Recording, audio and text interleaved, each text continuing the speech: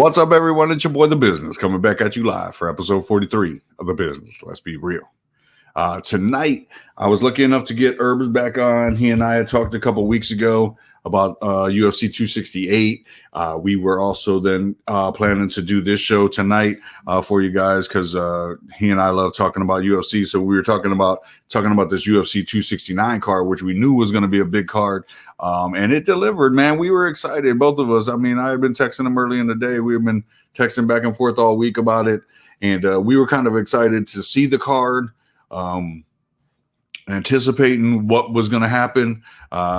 Knew that there was going to be hopefully not the same, just, everybody just expecting the same card. And we knew who was going to win. And it was pretty much formatted. That didn't happen last night, and it was pretty fun to watch. And we enjoyed it. We're going to talk about that, me and Herbz2Fresh. Been waiting to chop it up with this dude again. And, so I'm going to go ahead and from here, The Business. Let's be real. Episode 43 begins now.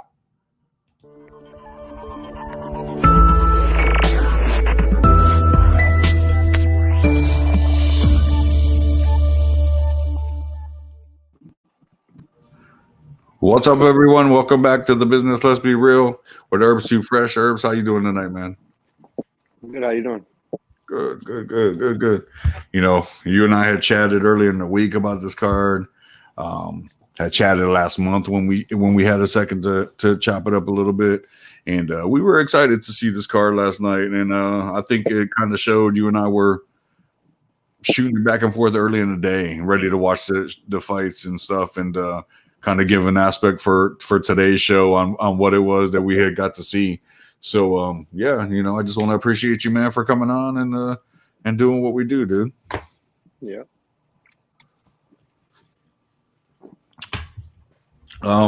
Last night's card, I don't know how much did you watch of like the press conferences and stuff leading up to last night's event? Were you tuning in throughout the week, seeing what was going on with all this UFC 269? Yeah, I watch all the press conferences, all the embeddeds, and all that kind of stuff. I watched every Sean O'Malley interview that he put out. Honestly, I watched like a couple of the Poirier ones. Like, I skipped Oliveira because it's just hard to watch his interviews because obvious reasons. But I don't know. I watched everything you could possibly watch. No, I get it. I watched some of the embeddeds too. I watched a lot of the interviews. I know your boy Sean O'Malley gets on podcasts and he does his thing too, and he's been kind of a funny character leading up to it. And I don't know how much you had heard about the rib injury before the fight, but I didn't know too much about that rib injury leading up to the fight. I guess he was kind of able to conceal it, kind of keep it away so that not too many people knew about what was going on with him. But for somebody who's out there publicly, for him to keep that hush hush, I mean, that was pretty good on his part, I guess. Who, like, in any of the previous, like the interviews leading up to it, and I know they did the table rows, and your boy Sean and Cody kind of got at it. What did you think about that conversation and what happened there? I mean, I know what happened afterwards, but what do you think happened? Is this something that's gonna happen eventually, or did you think that Cody kind of lost his flair after last night's events? Well, in hindsight, I think that fight can happen now. Like right now, like after what happened last night, but like O'Malley obviously getting the win and Cody obviously getting knocked out, and he's on his like Dana is almost like, I don't know what I'm going to do with him. So I'm assuming he's almost out the door. So maybe his out the door fight can be against O'Malley, and they can give O'Malley a big boost off of that fight before Cody's off to the G League, so. Yeah. I think he is about to let go of fucking Cody. I like Cody. Cody's an Ohio boy originally, you know what I mean? But well, what did O'Malley say? You've won one fight since 2017. 2017, man. And So that was the knockout you and I were talking about a year ago. You know what I'm saying? Like we were talking about that fight a year ago. You know what I mean? It was like, dude, it's been over a year since you beat anyone. Before that, it was 2 years before that. You know, so yeah, no, it's been tough for Cody. I mean, I think he talked his self game in that press conference. It was kind of funny. You know, he was like, "Oh, who have you fought? And I'll eat you like cotton candy, like you look like." You know what I mean? And Sean just got the big hair out and he's chilling. I like Sean. I like Sean. You and I have talked about it before. I'm a big Sean O'Malley fan as well. You know what I'm saying? I think he's gonna go big places. So it's fun to watch. yeah. I love it when they fall for the trap, you know, because O'Malley knows what he's doing. Like he knows he looks ridiculous. Like Oh, for sure. the fact that they're like, "Oh, June, you're a clown, ha ha ha." He's like, But when yeah, the shit's braided, this shit looks clean though. You see how it's like it all looked totally different, colors? right? Yeah, like his shit is clean actually. Like I don't mind it. I don't mind it at all because I think that what he's doing is new. Is new age. Is swaggy. You know what I'm saying? Like he got some cool little swag to him. Sean's, They're jealous. Yeah, he's a shit talker. Like, don't get mad. You know, he's a big, tall kid for the division. He drops bombs. You know what I'm saying? Like he punches hard, he kicks hard. You know, so He's making the money. He's making all that money, and he's not even ranked. So everybody's kind of mad. Well, you know what was funny too is that in those press conferences leading up to the fight, I watched when Juliana Pena and Amanda Nunez kind of started chopping it up with each other, and they're, you know what I mean, chirping about it. And Juliana Pena, you know, started to say some things that started to get into Amanda's head, talking about, you know, I beat the girl that ragdolled you, and you know, when that happened, you were supposed to fight me next. And instead, you let Ronda Rousey jump the line, and then you fought that can, and then you started fighting more and more cans. And I was like, damn, like, okay. And I'm looking at Amanda, and Amanda's so, and you and I talked about this before the show started. She's so Hollywood now. Like she's got the Gucci hat on, and she's chilling, and you know she's got the nice jacket on, and she's talking like she's so cool now. And I'm like, this isn't the same Amanda that I know. She's not the lioness, the killer that led her to where she is today, you know? And it was like, I was starting to look at it like, wow, she's so Hollywood now. Did you see any of that? Like pre-show, like interview where the two of them were kind of chirping. Did you see that? And what do you think about that? Well, I don't really put too much into what they're wearing and what they look like. Obviously, they know they're going to be at a press conference that's going to get shown to a lot of people, so they're trying to look their best. But I mean, she did look a little. It was all different. I mean, she did have like a sports bra underneath the open jacket, trying to look sexy, kind of. I don't know what it was, kind of like a. I don't know. She was just dressing kind of different. Like that's not her style to have like an open jacket with just a sports bra. So I mean, I was kind of thrown off by that, but I mean, she looked all right, you know. She's on, you know, she tried to look cool, I guess. And but just after everything happened, and there's like some rumors coming around about from her camp how she didn't really train for that fight, like she wasn't ever at the gym, and if that's the case, that's what it kind of looked like from the fight because she gassed out way quicker than she usually gasses out, and she just seems sloppy. I mean, like her punches weren't like straight down the middle like they usually are. She wasn't stinging them with her punches. Like it just everything. Her first round, she looked pretty good, but once she didn't go down after like getting hit a couple times, it seems like she was just like, oh man, and she gave up. Yeah. Well, we're going to talk about that. We're going to talk about that some more. Don't get too much into the Amanda Nunez fight just yet. Because we're gonna go some more about that because I'm gonna tell you what I thought happened. I mean, and I think it was that. The fact that she didn't train hard enough. She thought she was just gonna blow through her because she was listening to all the hype men around her. Oh, you're gonna just blow through this girl. You're gonna blow through her. You know what I mean? She's not gonna be able to take what you got. She's not gonna be able to take what you got. And a fully trained Amanda, maybe not. But Amanda last night wasn't fully trained, and you and I both know that. So, but yeah, we'll get into that some more. I guess now let's go ahead and start to jump into the card itself. Let's get into last night itself. I'm gonna get away from the prelims and all that stuff that was leading into last night's card. Not as far as the prelims, but we're gonna talk about the prelims too, because there were some fights of some guys that we had been wanting to see. When I shot you a message, I had gotten home and finally started watching the card just like around 8:00, and I was like, oh, prelim card, and you were like, bro, this has been going on since 6. And I was like, oh shit. I'm like, damn, I'm already late. And so at that time, then I'm thinking, okay, well, he's watched the card, the early card. He's going to give me some insight into it. So let's talk about the early card. If you don't mind, the Ryan Hall, Derek Minner fight, like that fight started the card for the early prelims at 6:00. Can you talk about that fight? Because I'm a big Ryan Hall fan. I like Ryan from back when he was on The Ultimate Fighter, and I'm sure you probably watched it when he was on there. But Ryan was straight jiu-jitsu. He could throw them hands, but he'd rather just roll around and grapple your leg up and start to pull you to the ground and eventually, try to work that angle of things. What did you think about that first fight? Well, how do you pronounce the guy's name? Minor or Minner?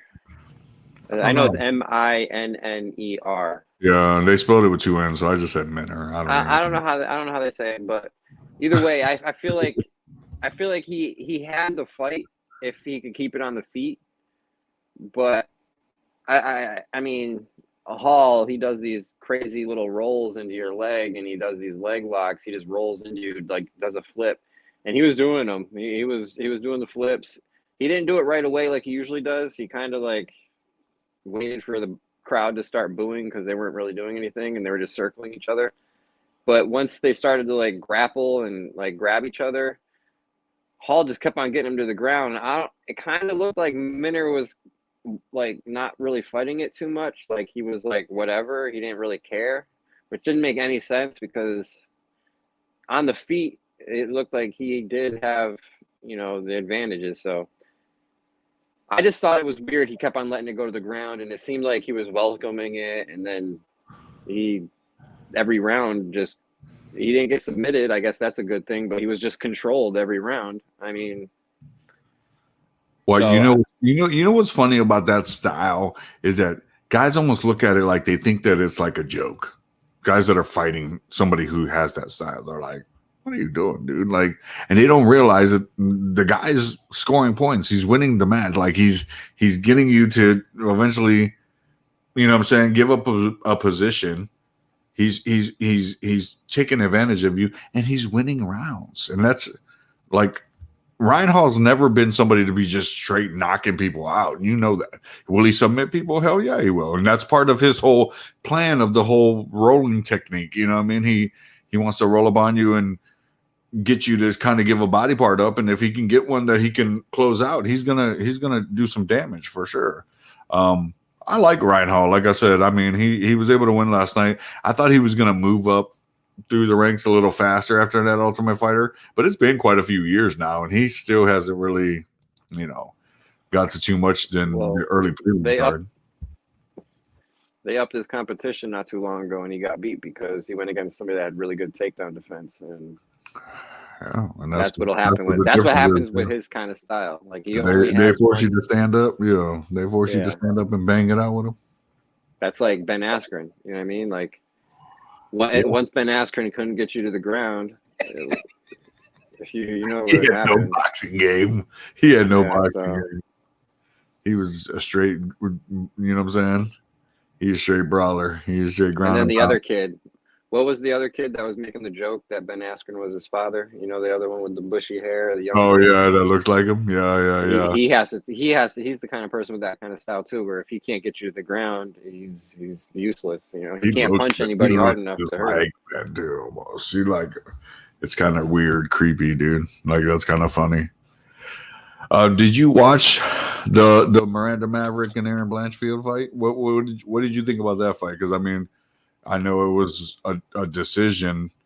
That wasn't. I had thought I had saw some prelim card that had the fight they were banging, but that one was a decision. Did you watch that fight? Because you said Maverick earlier. You told me Maverick never really got into it. What do you think about that? Yeah, I mean, Maverick looked the part, but she just got taken down and controlled the entire time. So that's how she lost. She couldn't get it together on the feet. She couldn't get like any combinations together, and every time she attempted to, the other girl would take her down and just like had complete control the entire fight. And I don't know. She tried at the end. That Maverick girl tried at the end, but it was just too late.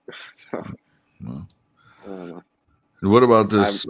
The fight that kind of headlined or was the main event for that early card was Andre Muniz versus Eric Anders. I mean, you and I talked earlier, and I was like, remember when they were pushing Eric Anders like he was going to be the next coming, but he gets submitted in round 1 in this fight. What were your thoughts on that match?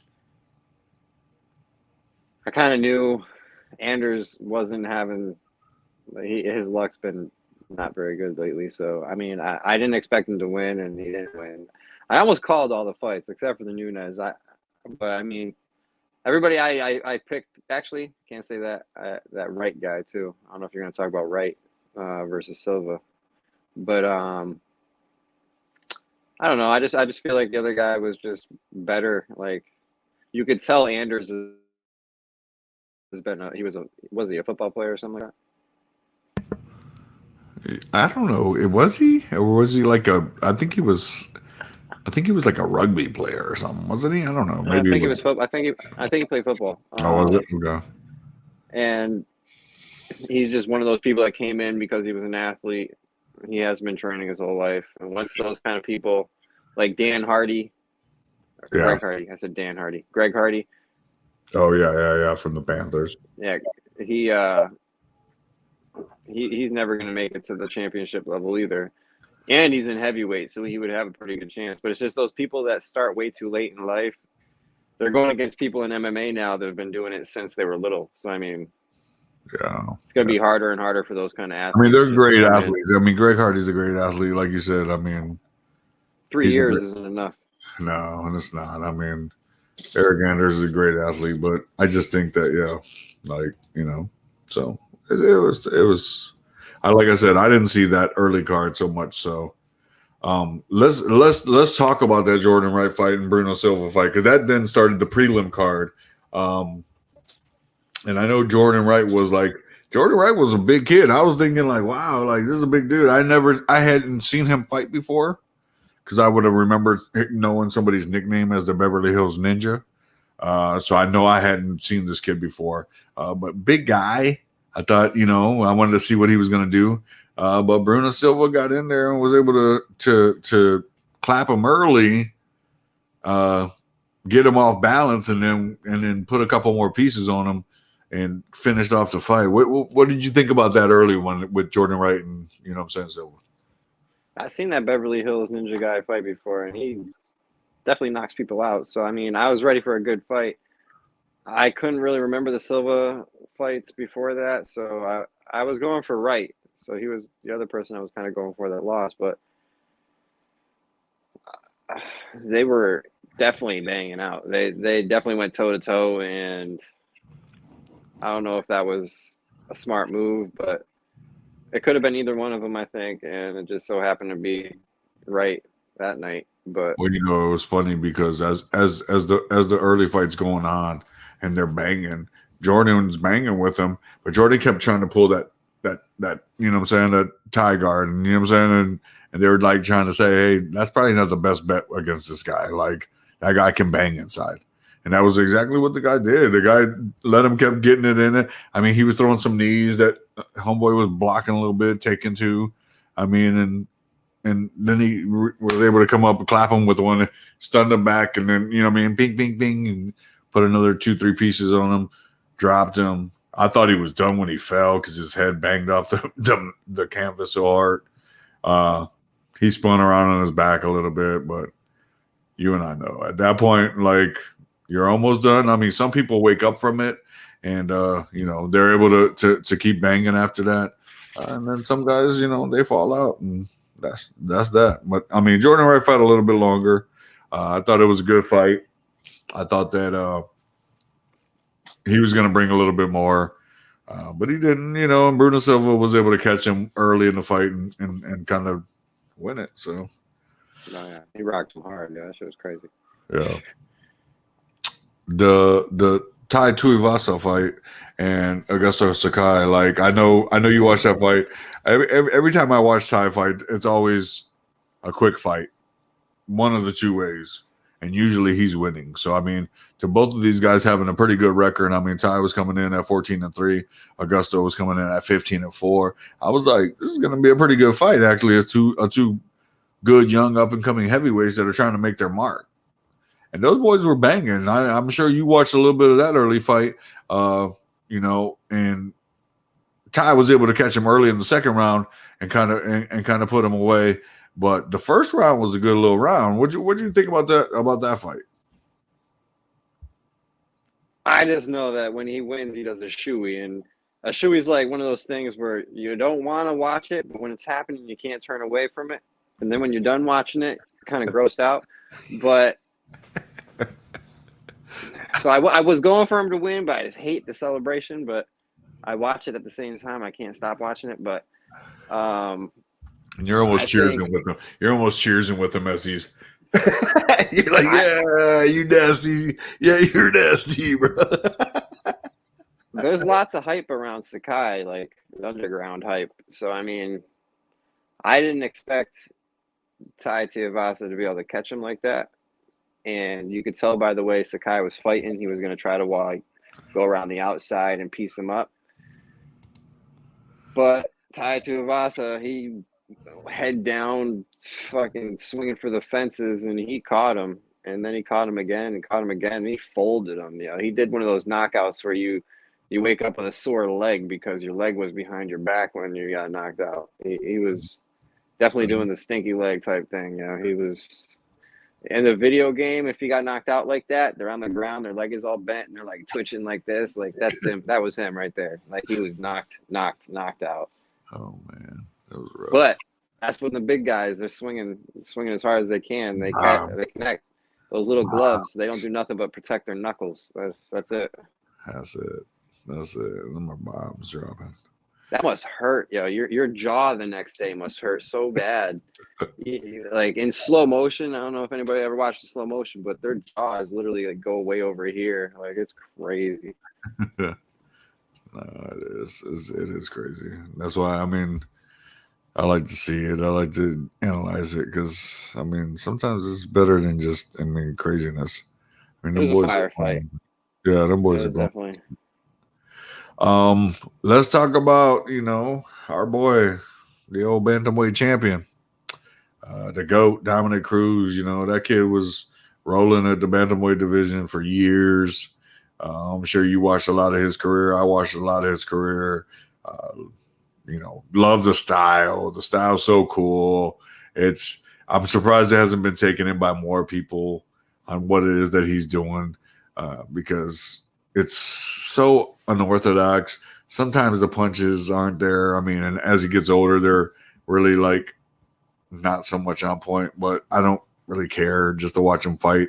It's such a good thing. And Dominic Cruz fighting Pedro Munoz yesterday. That was a good little fight because I know Pedro can bang. Pedro got a good chin. Pedro can bang. He seemed to catch Dominic early in the fight, almost to where Dominic was out. You know what I'm saying? Luckily, the referee didn't stop the fight. Let him try to get his stuff together. And I thought he went on and won the second two rounds. What was your take on that fight? How did you feel Dominic and Pedro went? Well, I think Dominic's style, like his like herky jerky, like he fakes coming in and fakes coming out just to see what your reactions are going to be. And if you slip up when he's doing one of his little herky jerky fakes, that's when he hits you. And that's what his whole style is. And I think the first round, he's always trying to he does like that Anderson Silva thing where he's like trying to see what you're going to do. And Munoz throws some power behind everything he throws. And he's really fast. So I think the speed kind of caught him off guard at first. But once he caught the speed, he was like, oh, okay, this is what you got to do. And then he just didn't get touched for the rest of the fight.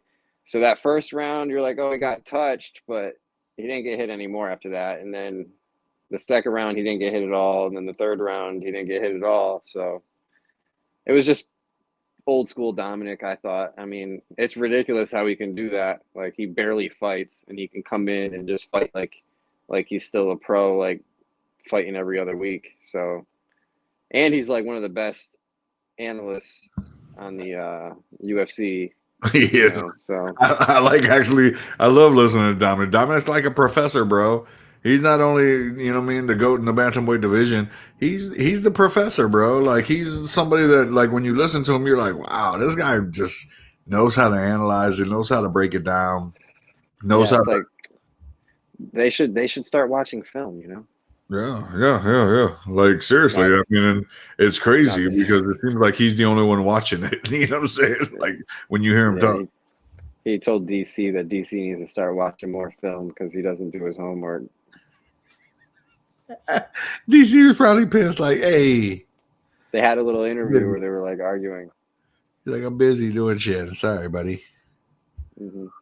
You should watch it. It was pretty funny. It was on, like, the Michael Bisping's thing, or might have been on DC's thing on YouTube. But oh, that's funny. I'll have to catch that one. I guess the main event of the undercard was Josh Emmett and Dan Ige. Like, there's a lot of hype behind Josh Emmett, don't you think? What do you think about what's going on with that situation? He's got an interesting upper body. Like, his shoulders and his chest is like somebody like blew him up with an air gun or something like that, and he has like the most pop you could possibly have in a punch at that weight class. I mean, I thought it could have went either way, but Ige, so tough to be able to take some of those shots, but Emmett just, when he hits you can hear the thud, like, through the cameras at the event, like with the crowd and everything in the background. You can still hear these thuds from his punches. It's just too much. So, I mean, I don't know. Nah, homeboy is built different though, right? He's got these big shoulders. He's got these real big shoulders and stuff. Like, he is like. He looks like a little tank, He's like big. Like a little German tank or whatever. I don't know what kind of nationality he is. But yeah. He's like, looks like he could have been wearing some red and white. GSP or something. You're like, man, look at this dude. Uh-huh. Good fighter. I watched it. They were like, Dottie came out strong. Dottie punched hard. You know what I mean? I was like, man, he won the decision, but I mean, it was like, I don't know. I kind of felt like he was winning the whole fight. Like, it was pretty cut and dry as to who won that fight. Yeah. All right, big guy. Well, now's the time. We're almost to that like little half hour mark. We're at 29 minutes. Now's the time for us to get into the main card. Okay, and I know you have some favorites on the main card. You and I have talked about it kind of in the past, and I know you're a big Sean O'Malley fan. You know what I'm saying? You're always big on the Sugar Show. And we had talked about it before, and he happened to get things kicked off for the main event card against, Paiva. What did you feel was coming into that fight? Did you think that, Rudan was a really credible person for him to be fighting at this point? Like, I think he should start getting his shots now. I mean, I haven't been that impressed. I mean, Chito Vera fight was a good fight. I mean, I know that he ended up losing the decision or whatever, the TKO on that fight. But that was a more credible guy than I think this guy was. And I think that he really should keep moving up. What'd you feel about this fight leading up to it, and then how'd you feel the fight went? Well, he's still fighting on his first contract, and I think he's doing it the right way. I mean, why rush to fight the best of the best on your first contract when you're not getting paid the amount of money you probably should be getting paid to fight these best of the best and risking your career losing for a smaller amount of pay. The only reason why he's making a bunch of money right now is because the outside sponsorships and his podcast and his merch. Like that's the only reason why he's making all this money. He's not making money from the fight. Like he's getting a bonus every time he fights pretty much. So he's making money from getting his bonuses and stuff, but his actual pay, like his show up pay and his win bonus pay, like it's under 100,000. Like he's not making a lot of money to fight right now. So Yeah. I think fighting the like top 10 or something like that isn't smart because he's not getting paid top 10 money right now. So that's why he's not rushing. But it's about to happen because I think he just fought his last fight on the contract. That's why people are going to start saying now that he's going to be ranked number 15, they're guessing that they're going to actually rank him. So Paiva was ranked 15, but they took him out of the rankings like 2 weeks before the fight for some reason and replaced him with somebody else in the rankings. So they're saying that Sean O'Malley was a good enough win to put him in the rankings now. So I'm thinking he's going to be 15. I think that the first round, which it ended in, I mean, obviously, but the first round as it started, you could tell off the bat O'Malley was going to be able to win this easily. Yeah. I mean, personally, it's a grown man with braces. He had braces. You know. He had braces. Did you see it? The kid had braces. Yeah. I was like, this guy's not winning. As soon as I seen him smiling, I seen braces. Oh, he's not winning. But either way, Sean O'Malley pieced this guy up, did what he was supposed to do, bounced the ball off his head, shot a fadeaway, and the fight was over. Yeah. Now he's calling out anybody. He's ready to fight. So we'll see who he's fighting next. I'm guessing he's going to be fighting somebody like between 12 and 15. Like he's gonna slowly edge his way in until Cody Garbrandt. Maybe Cody Garbrandt could be his next fight before he leaves. But I don't know if Garbrandt's going to want to do that because he might be embarrassed. He might even be retiring. I mean, I don't know if he even wants to fight anymore. So we'll see. I mean, I like Sean. You know that. We talked about it earlier. I even said earlier in the show, I'm a big Sean fan. I think it's time for him to start moving up. Like you said, he's out of contract now for that contender contract. That earlier contract that he first gets. He'll start to make some money now. I think that's going to be a big money fight for both of them. But like you said, I think that might be the retirement fight for Cody Garbrandt. It might be time to hang it up. I mean, I know he's only 12-6, but it's like, hey, you go 12-7, and then I mean, where are you going from there? Where are you going from that point? And I think that it's a big money fight because these two have been talking, chirping at the bit for quite a while now. It's been, probably about a year or so they've both been going at it. And I'd like to see it happen. And hopefully then, if Cody does lose, Cody takes it like a man. Cody goes away and just kind of lets it go. But Sean looked good last night. Cody not so much. I guess now let's get into that fight. Let's talk about the Cody versus Kai Kara-France fight. I knew that it was going to be a banger. I hope that Cody didn't overlook Kai Kara-France because Kai's nobody to fuck with. You know what I'm saying? And obviously he came out there. He was taking a little bit of what Cody had and then was able to deliver on what it was that he was trying to do. What did you feel about the Kai Kara-France versus Cody Garbrandt fight? When Cody Garbrandt fought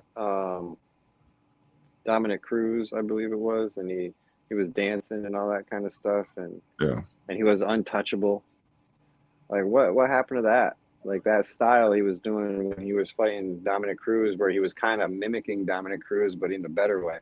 Like he was doing Dominic fast, right? He was super fast in that fight. He was doing a Dominic Cruz like ×2, like, and now he's just trying to Mike Tyson everybody. Like, oh, I'm gonna get in your grill. Like before, it was like he was sticking and moving, and then he would throw like a power shot out of nowhere, and then go back to like distancing and throwing kicks. And And now it just seems like all of his fights, he's just going in there like, oh, you hit me, I'm gonna hit you harder, and we'll see, I'm gonna knock you out. Like that's how he's thinking.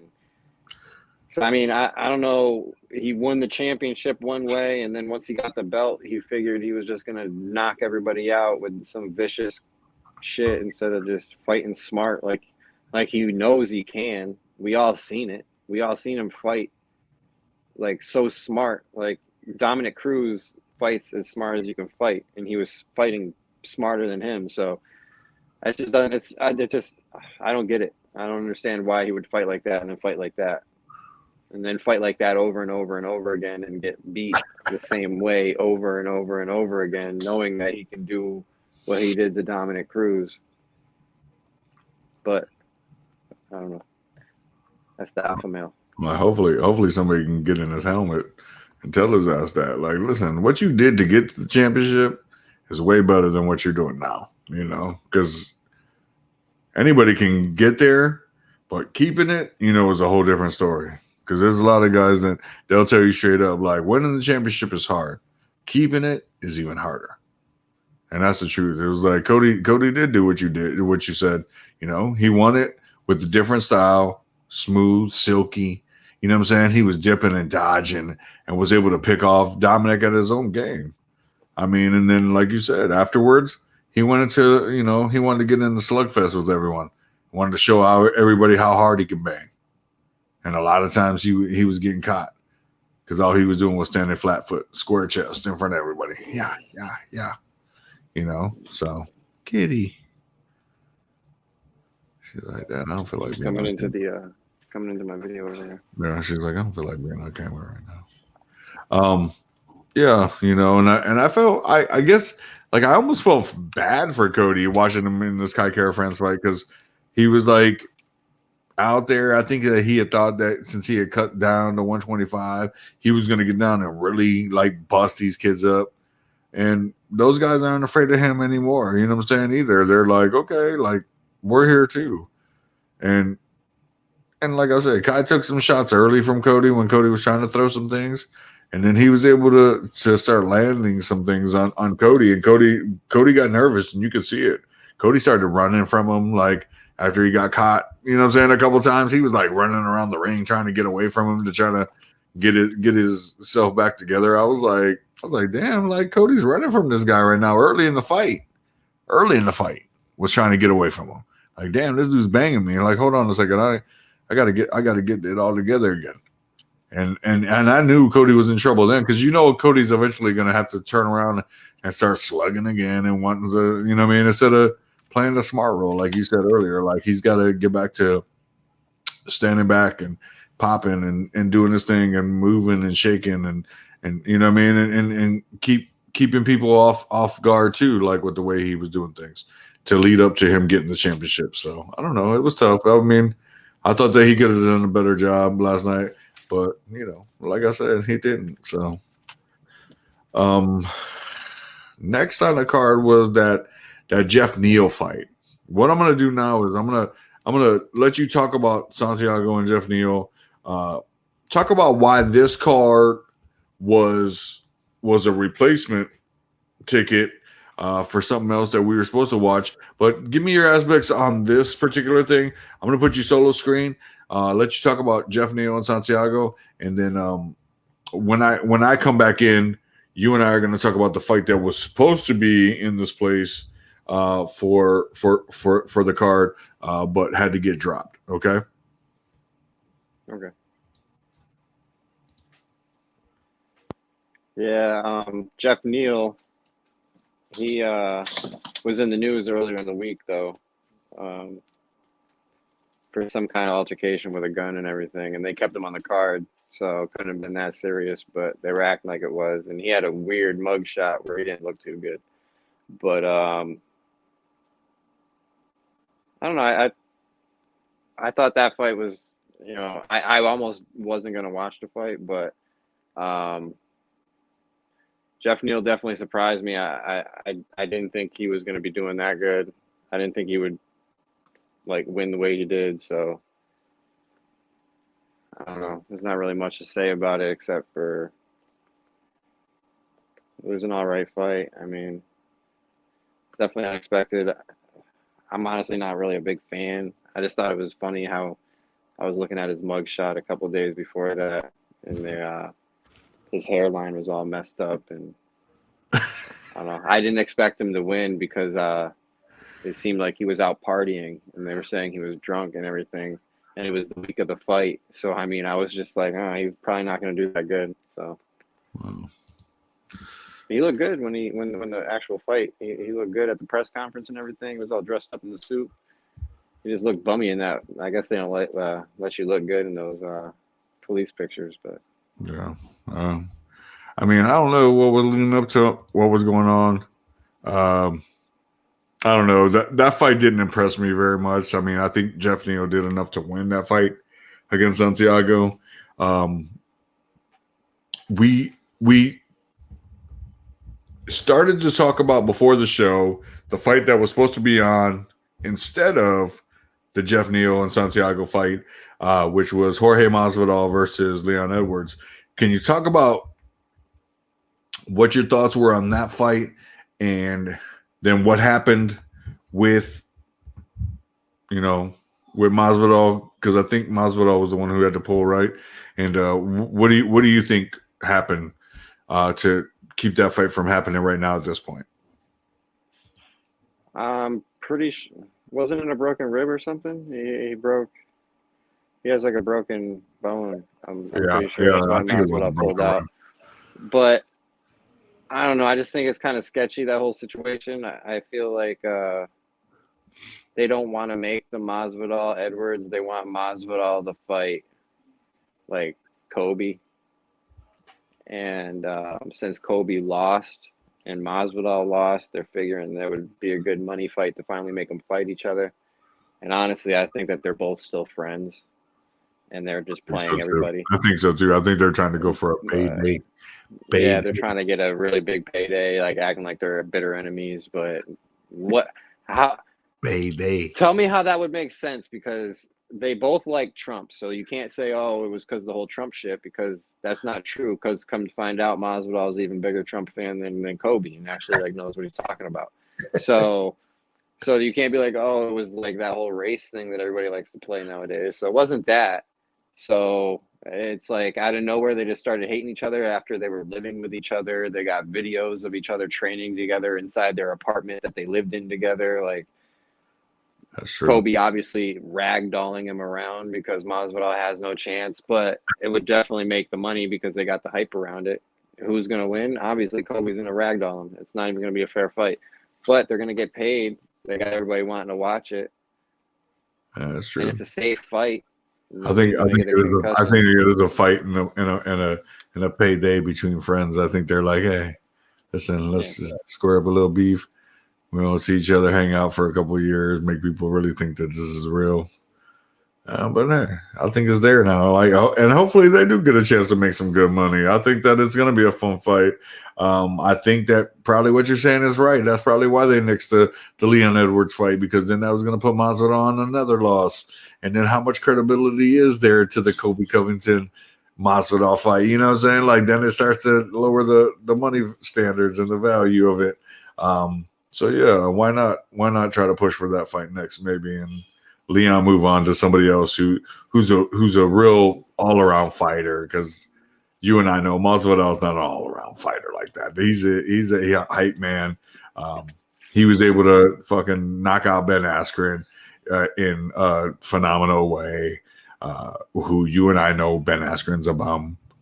Let's be honest. Ben Askren's a bum. So you knocked out a bum fantastically. But I think that you're right. I think that they're gonna try to hold off to try to have a fight where Kobe and him fight each other. I think what you're saying is also true. I think Kobe's gonna ragdoll his ass around, wrestle him, be able to box him, and even if need be, I think Masvidal will stand there and bang with him for a little bit. But I don't think he can really roll with Kobe. I think Kobe is the number one contender for a reason. I think that you and I talked about that in the last show, that I think he is deserving of getting those shots against Kamaru, because he is really the next best guy in that division. But we'll see. I mean, because like you were saying, you think that Kamaru could retire because who else is there for him to fight at that weight class? You said he's not going up. So, I mean, did you think that Masvidal was going to lose that Edwards fight if he was going to fight him? What was your thoughts on that fight happening between Leon Edwards and Masvidal? Who did you think was going to win? Edwards was going to win that one. Edwards is really good, and that's why he's not really getting so many fights because nobody's really trying to like fight him that much. But and it just sucks because Edwards has no following. Like nobody cares about him at all. And taking somebody like Masvidal that's got this spark and he's like, you know, the underground champion, like fucking the street Judas, you know. So I mean, I don't know. They just don't want to get rid of that star for him because they know that even if Edwards wins, usually you get the rub off of the person you beat, but Edwards is like so dry and blah, you know. He's just so like whatever. He don't got no following. I feel bad for the fella, and what you're saying is correct. Nobody cares about Edwards. They know he's a good fighter, though. Like you and I both are admitting right here, right cares. now. The kid can fight. I'm not saying that at all. The kid can fight. He just doesn't have the following, and I don't think that people want to like see George lose to him again, or not again, but just to lose again in a row, and then try to then make that Kobe Covington fight credible. Don't you think?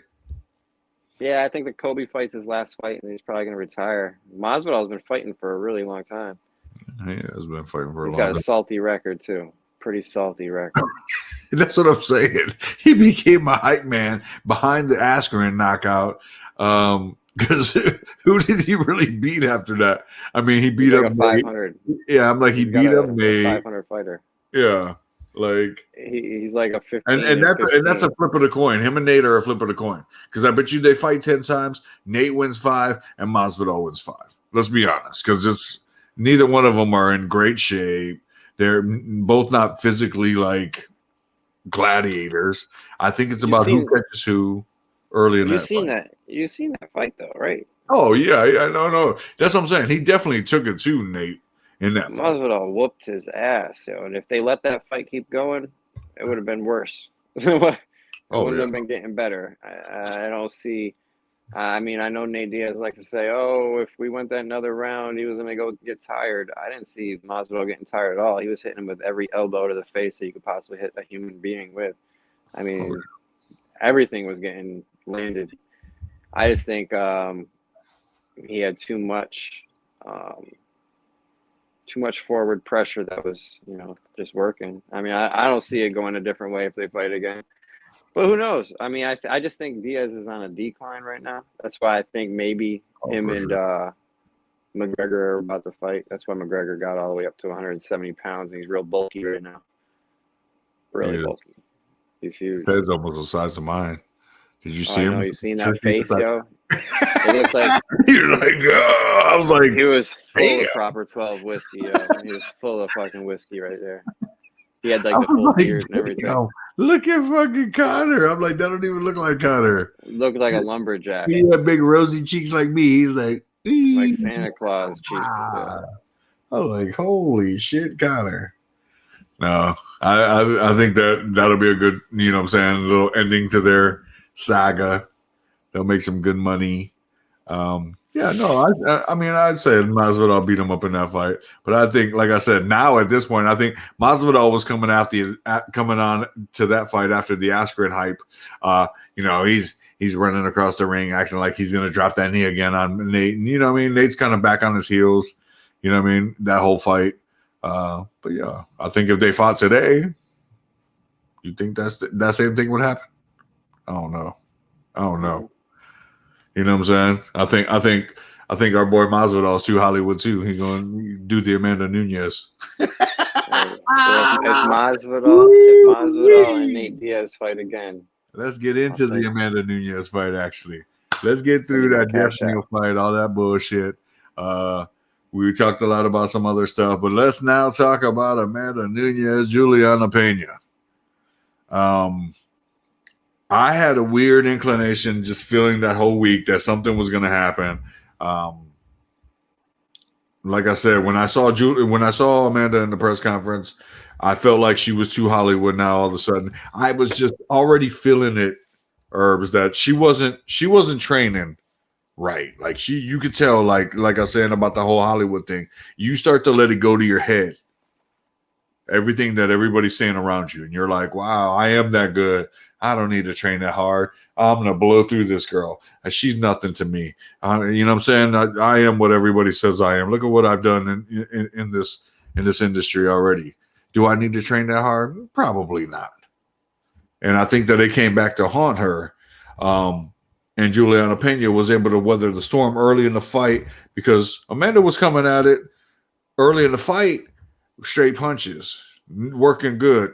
Juliana was coming in with the sweeping stuff, and I was like sitting there like, wow, she's never going to be able to get to Amanda with these wide open punches early in the fight.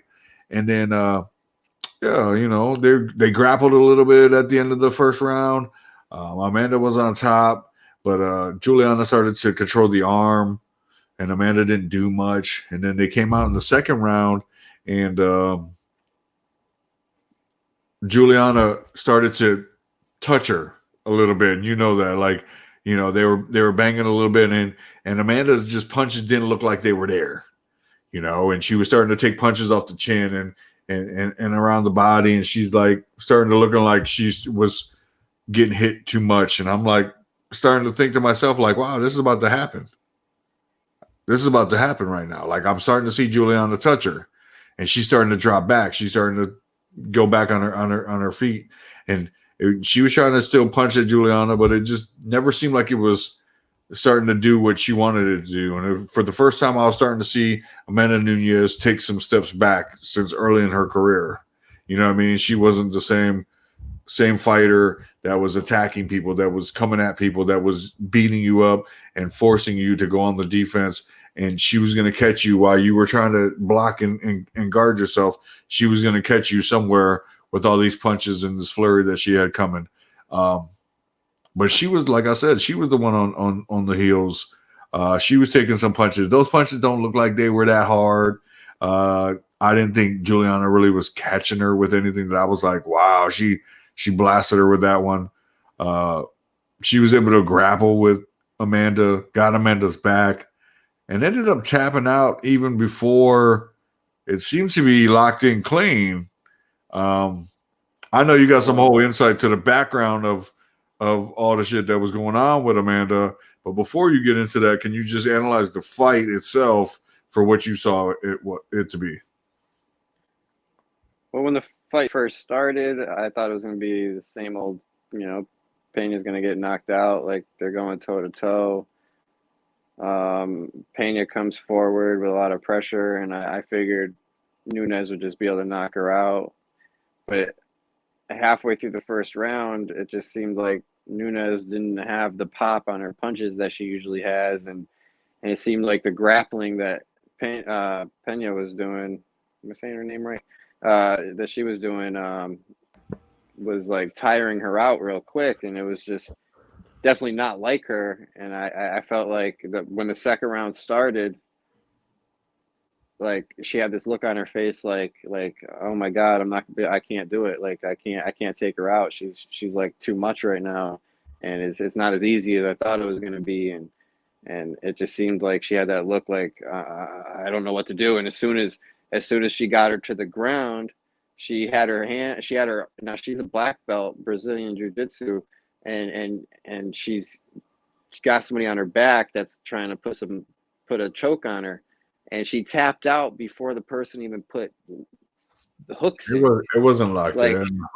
There was no hooks. Like they didn't even wrap their legs around her. They didn't try to like latch onto her. They just kind of she did a lazy type of to the side rear naked choke. Wasn't even fully locked on with her legs or anything. A chin torque, because she didn't have it around the neck. It was like she tapped out faster than I've seen anybody tap out from a choke. And I'm just thinking in my head, like, why would all that happen?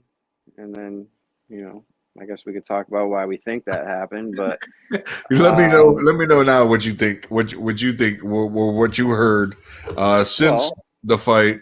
Like what happened prior to?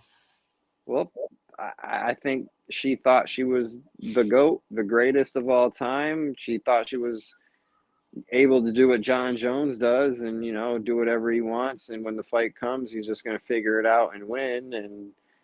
And she found out that she has zero gas tank when she doesn't train because everybody on her team says that she wasn't even at the gym to train. So there's lots of rumors. I don't know if it's somebody that's from the gym that doesn't like them anymore. Maybe, I don't know how these rumors get around, how you can find out rumors from inside camp type stuff. But supposedly, maybe it's just a fake rumor that they put out there to make people think that she has a chance in the rematch, or I don't know. But supposedly she didn't train. She wasn't at the gym.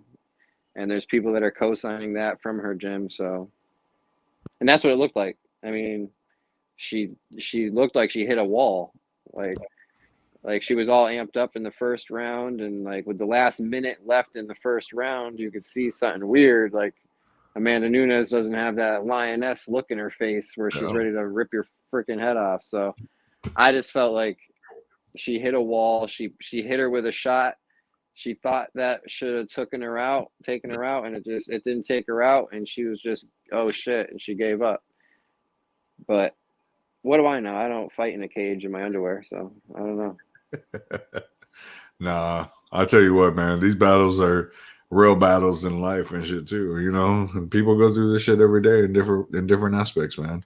It's crazy. It's crazy. Like I said, I didn't feel like leading up to it. I didn't feel like Amanda. I felt like she hadn't prepared. You know what I'm saying, Herbs? Like I seen it in this whole Hollywood act. I was like, this chick is bought into this hype. Like she thinks that she's like some superhuman that don't have to train to fight.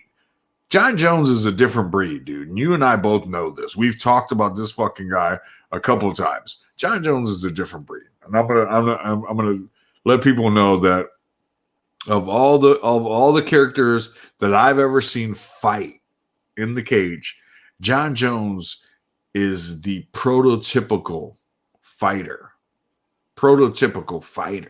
Like his build, his length, his strength, his speed, his knowledge. Like there's nobody that I can say is in a caliber of a John Jones.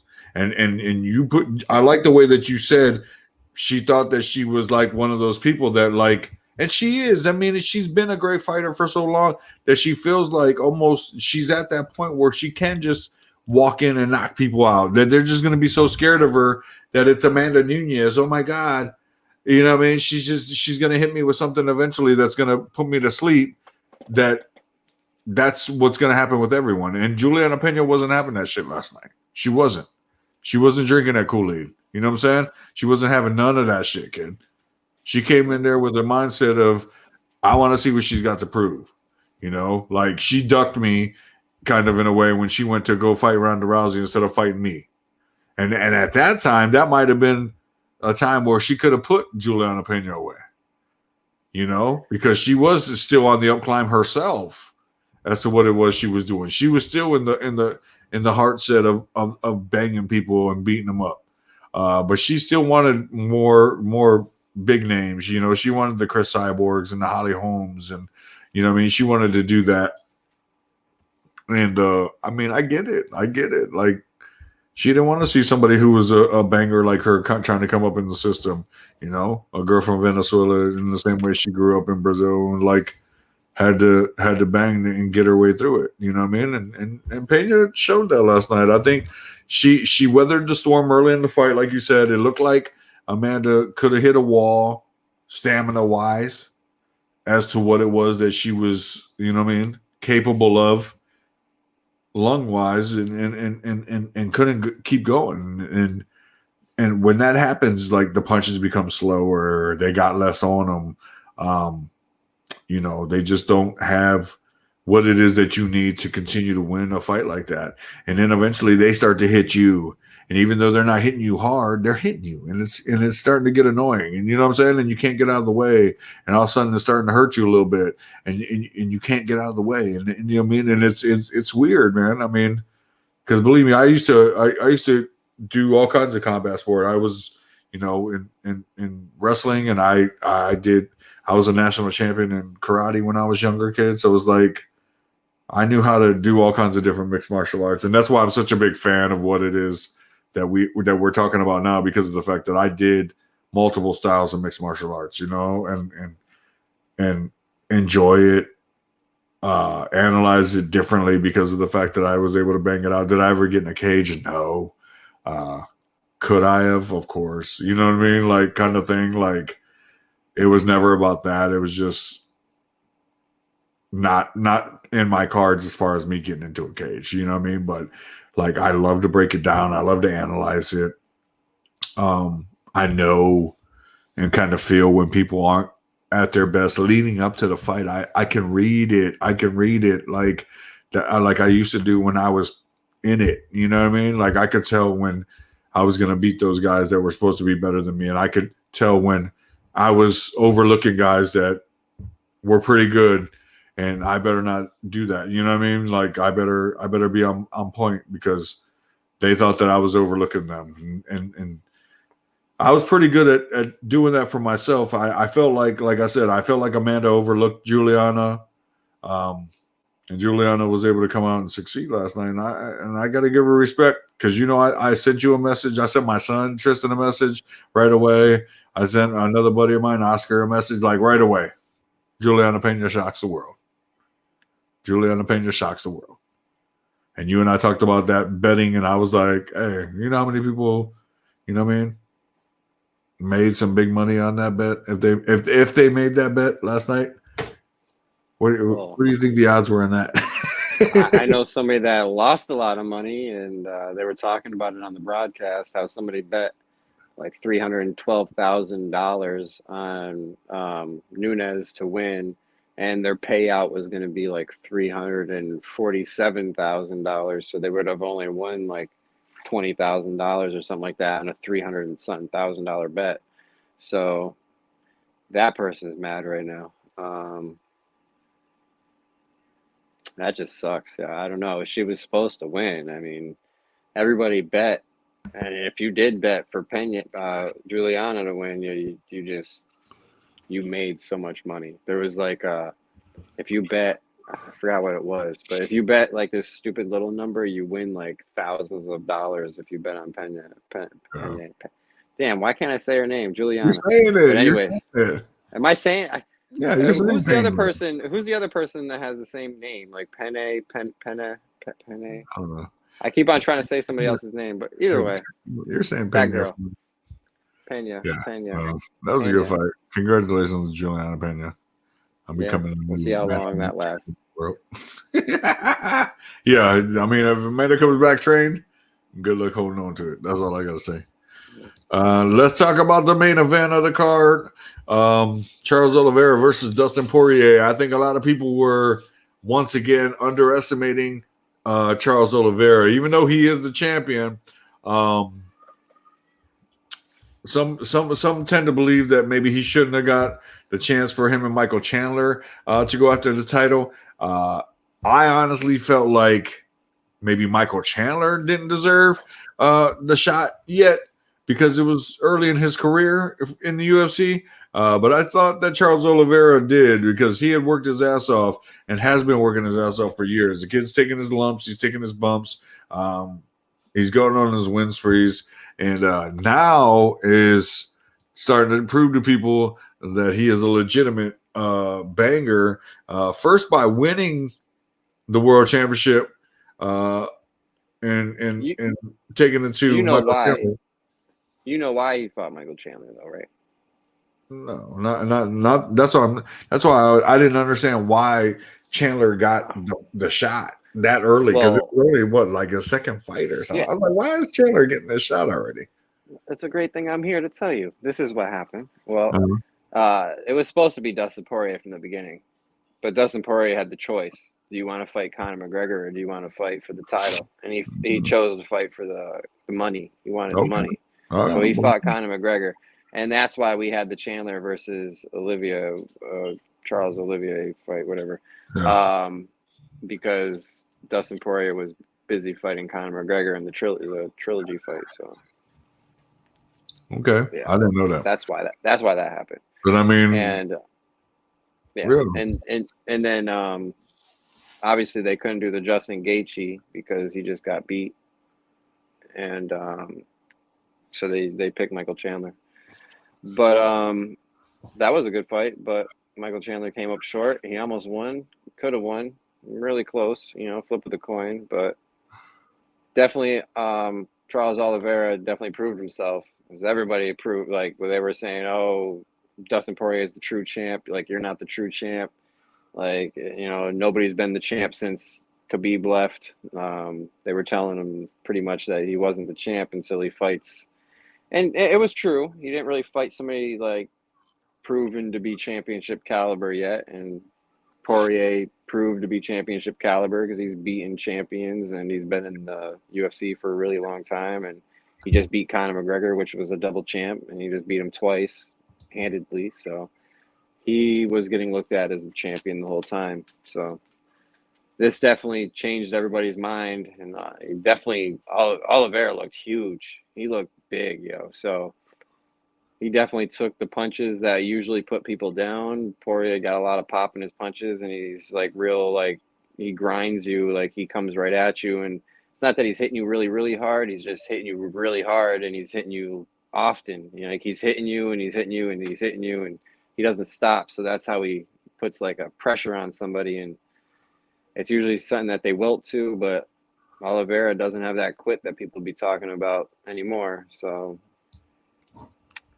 got the most submission wins in UFC history. Yeah. Got a lot of other records that I can't think of off the top of my head. I've been watching that kid's career for a long time, man. He's a good little fighter. He's always been great at submissions. Now he's starting to learn. And my only concern with him and fighting Justin Gaethje is the fact that he stood and he was just kind of standing in front of Dustin Poirier a little bit too long yesterday. And I think you probably saw that in that fight.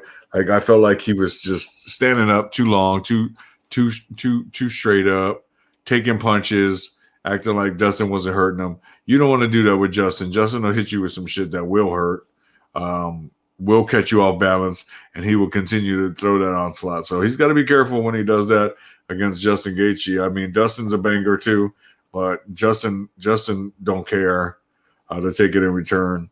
I felt like Dustin was a little bit out of shape too, though. Like as far as his stamina went, I thought that he got tired quick. He gave up the back easy in that round. You know what I'm saying? I thought that it was surprising because it was early in the third round. I thought he fought well in the first.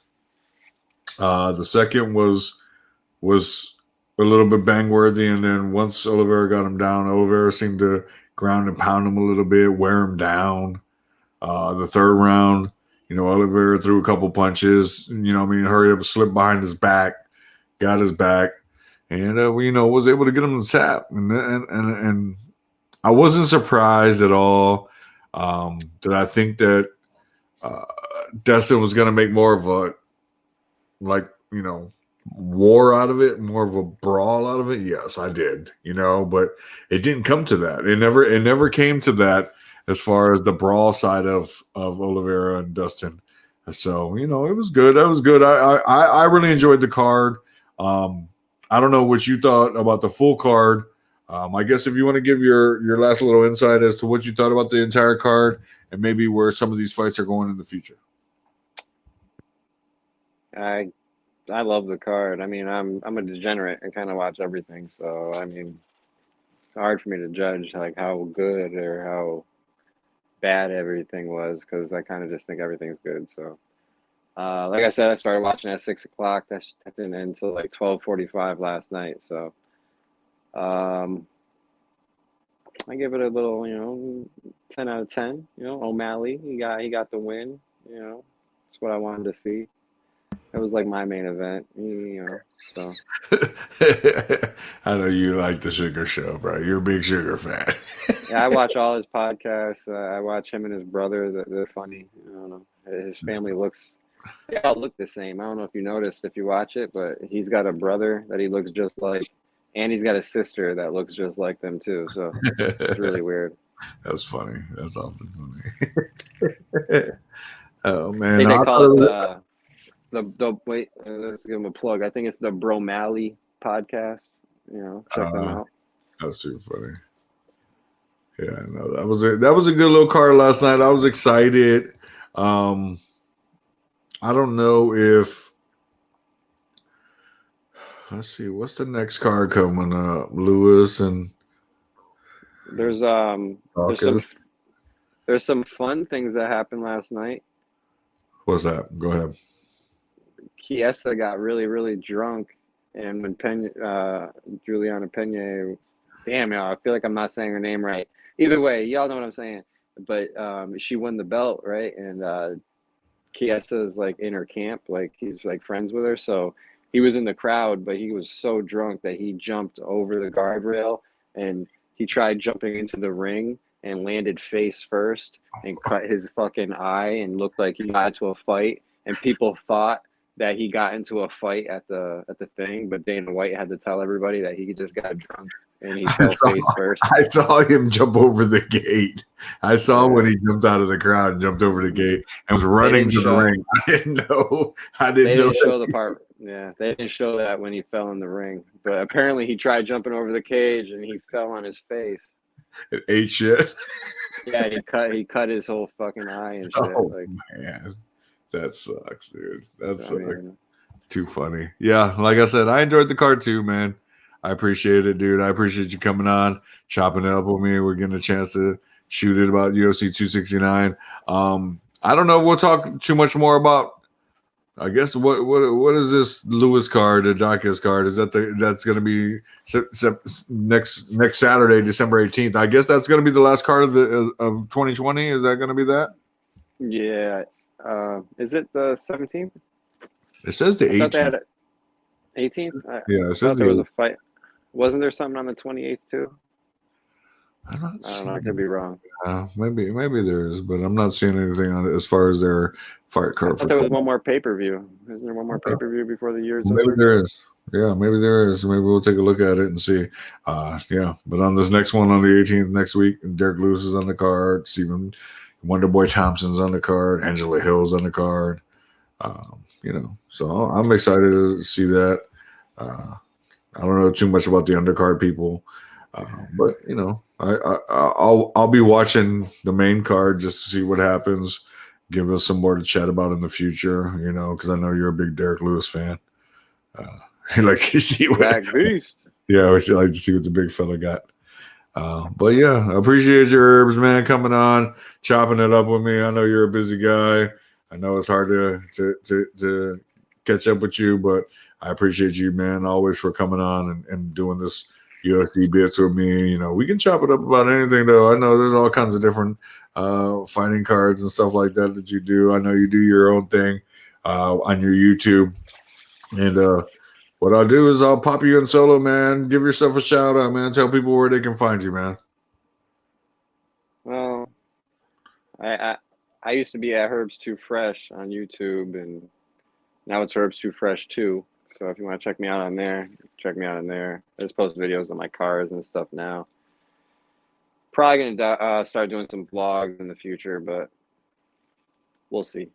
But that's about it. I mean, that's it. All right, man. I appreciate you, man. You take care of yourself. I'm gonna drop you backstage like I usually do, dude, and we'll chop it up after the show, man. Yes, sir. I got some shoes. I was you and I were talking about that before the show. Yes, sir. Don't even know about Herbs with the sneakers. No, that's for another day. That's for another day. All right, big guy. You take care of yourself. We'll chat here shortly. Yeah, man. That's my boy Herbz2Fresh, man. Appreciate him for coming on. I have so much fun talking with him, chatting about all the fights. He's got a lot of different insight and aspects to what's going on too with these fighters. He kind of lets you guys know what it is that he's heard and stories that he's read and all the stuff that he kind of hears in the background of things and what's going on with these fighters. And that's why I like chopping it up with him, man, because he's always got some new stories and stuff to tell me about what's going on and why certain things happen.